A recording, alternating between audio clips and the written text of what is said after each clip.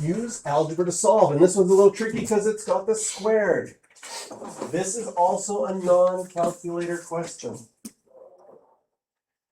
So one of the things that you're going to sort of cue in on the exam, you'd be like, ooh, trig question, non-calculator, probably have to use my unit circle and my pie plate, or maybe it has something that's not possible. Ooh, trig question on the calculator, probably gonna have to use my calculator, reference angles, cast rule. So you sort of start to get used to the two similar kind of questions, but where they appear on your exam kind of gives you a hint. Okay, so this one would be non-calculator. I'm gonna get the cos squared by itself. And then, how do I get cos by itself? How do I get rid of that squared? Square root. And when we square root, we remember the plus or minus.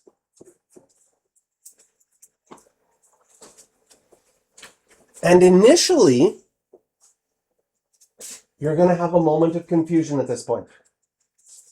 Because it's non-calculator. And a half is on your pie plate for cos.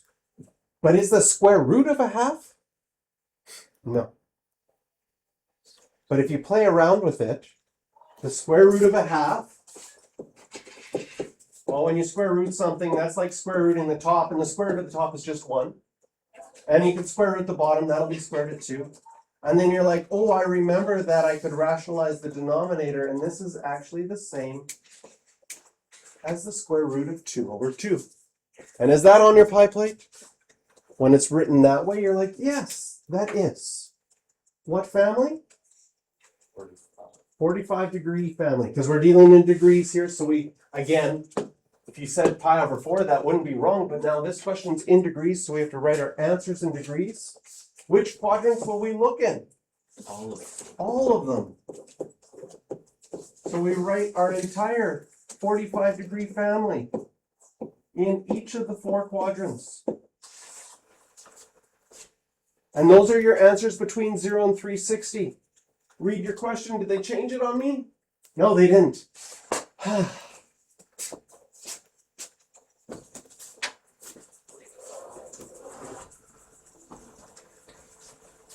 Do they ask me to write a general solution?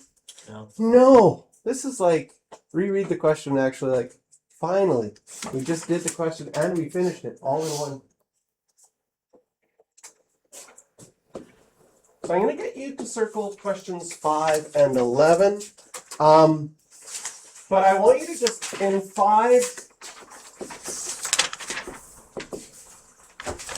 I think question 5 says verify. I want you to just change that to solve. What they're doing there is they're saying, is the answer that we gave you one of the right answers? If you actually solve it, you will be able to verify at the same time. So you're going to get confused if you just say, well, how do I verify something? You actually can verify it by solving it and seeing that it's one of the answers or it's not one of the answers. And if it's in radians, just solve between 0 and 2 pi. I don't know if it's x or theta. Just solve once.